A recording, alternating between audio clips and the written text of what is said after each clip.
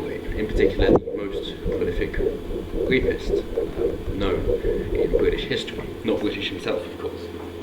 And this is a man, yes, and his targets were also men. So, if this is so patriarchal and famous men, how could the most prolific rapist be raping men? Well, he is Reynhard Sinaga. He is Manchester-based and a perpetual student, apparently, or at least was until recently, of course, in 2017.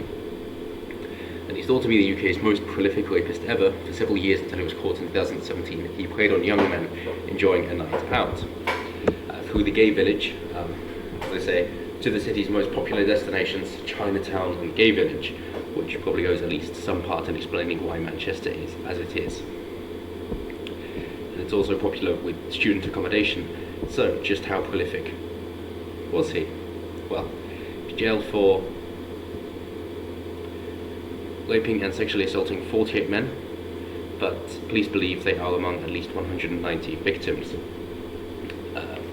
They are able to get these numbers not least because he was narcissistic, as you would expect for anyone who did a crime like this so much, and he collected trophies as well as filming many of his attacks.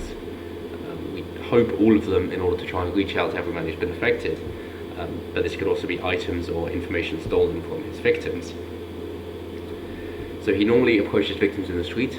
The rapist operated in a small area surrounding his flat. His targets were men mostly in their late teens, early 20s, who had been out drinking, often in the nearby nightclubs. Despite being the gay village, they were predominantly straight, and he seemed to enjoy drugging and raping straight men. Some were on their way home, others had become separated from friends.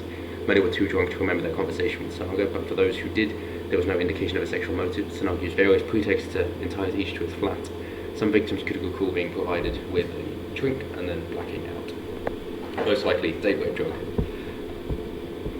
As some woke up during the night to be sick, feeling sick in the morning, and one even reportedly waking up to what he felt like was being penetrated while being held down, wasn't sure, was sick, and just passed out again. Of course, when these guys woke up in the morning, most of which had no idea what had happened, and just left, thank you, feel a bit sick, but that's probably explained by the hangover and the drinking, so thank you for helping me out, whether it's charging my phone, trying to get in touch with somebody else, just needing a place to stay, not being vulnerable on the street because you know who might be about, that kind of thing. He posed himself as a good Samaritan, coaxing men he approached back to the flat. They say that we know about the benign impression Sinaga created because of dozens of victims who gave testimony to police, with 48 of them appearing in court over the course of 4 trials. Of the victims who went to court, the vast majority were heterosexual. Ian Rushton from the Crown Prosecution Service said he thought Sinaga took a particular pleasure in preying on heterosexual men, as he said in social media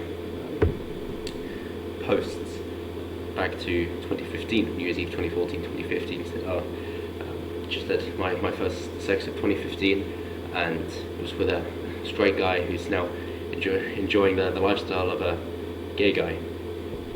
Most of his victims were living in Manchester at the time, and in all 26 were students when they were attacked, that we know of. Their accounts explain how Sinaga operated.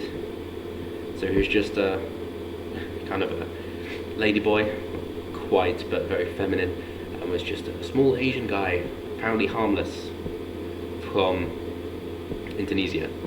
He comes from a wealthy family, particularly his dad in the palm oil business, in order to fund this, and him himself being a perpetual student, now 36 years of age, he's aged very well, and using GHB, the classy date rape drug, most predominantly.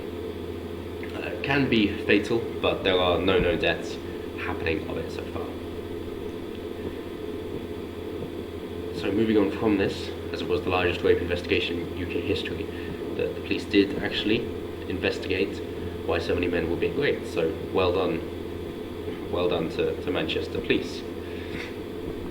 And not least because after all of this, we won't go into the horrific details of it, but he was found by someone who was able to push Sinaga away while waking up to being penetrated.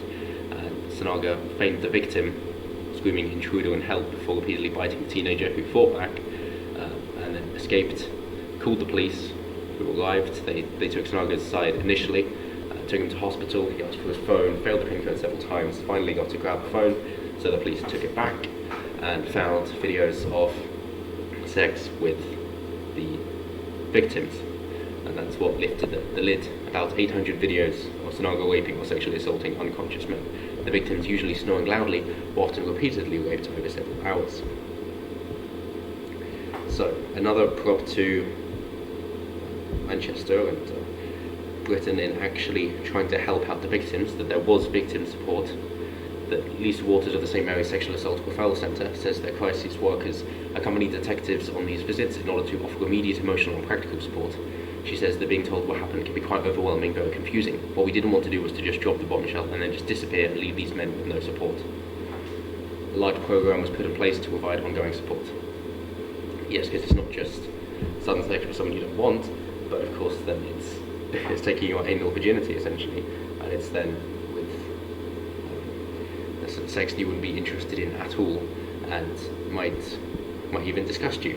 They can do whatever they want, but you don't want to be a part of it, and now you are a part of it. So dozens of those approached didn't want to go through the court process because they might want to protect their own psychological health. It might be because they're ashamed to tell other people. It might be because they're fearful of other people's responses. They have tried to help the men following on, and there's Princess Street by the Library by the J.D. Weatherspoon. Interesting. They have tried to help the men, but of course some have been suicidal, some have already killed themselves. We don't know, because of course when people are actually raped, not just gang raped, but just by one person and they were unconscious for it, finding out about that, they don't tend to lounge by a swimming pool, they tend to take it very badly. The straight men more than the gay men, of course.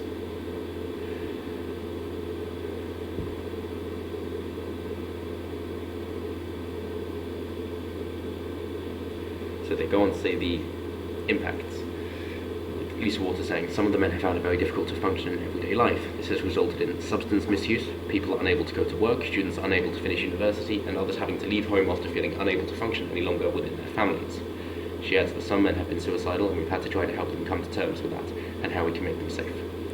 Dr. Sam Warner, author of a report about the psychological impact on Sinaga's victims, says a loss of power coupled with an absence of memory can be extremely frightening, disturbing, upsetting, because that goes to the heart of how you make sense of yourself, how you understand your experiences. And in a situation where people have been incapacitated through drugs, they may have no flashback to one particular event. What they will have is the flashback to being told, however sensitively done, because suddenly they become a rape victim at that point. She says that stress and trauma may continue throughout people's lives.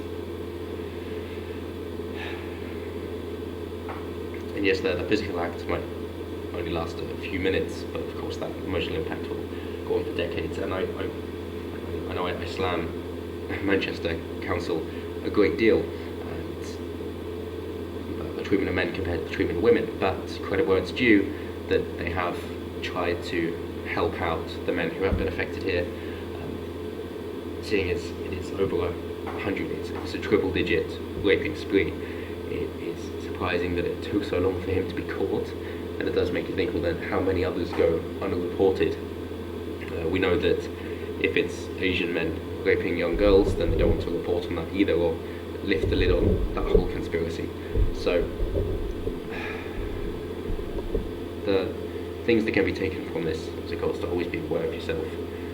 Try and know what's being given to you, resist if possible, have someone looking out for you, and only consume things from people that you trust. And it's very difficult, especially when drunk, so maybe it's best to just not put yourself in that situation in the first place, as difficult as it might be. And I'm sure that my audience already knows this so much, and I'm not going to reach anybody who doesn't. But nonetheless, maybe to my audience then, it's just a reminder to tell those people that you care about, maybe even some that you don't care about, the importance of knowing what you're consuming and who you're with, because something like this can happen. Not to try and fearmonger, but just to be more aware of your surroundings, so that you're not taken advantage of. It might just be a negotiation of a pay grade, wage packet, or it could be as serious as being raped. I'm sorry to bring the mood down with this story in the middle of the week, but I think it's important to get these messages out and to thank Manchester for finally bringing this man to justice, as well as trying to help out the men who have been affected. So well done to them, and I hope during this more somber, ironically sobering moment, we can all try to fulfill that advice and use this as an example of how to avoid the things that you don't want to happen to you. So thank you so much for watching, and as well as you can, until next time, have a good one.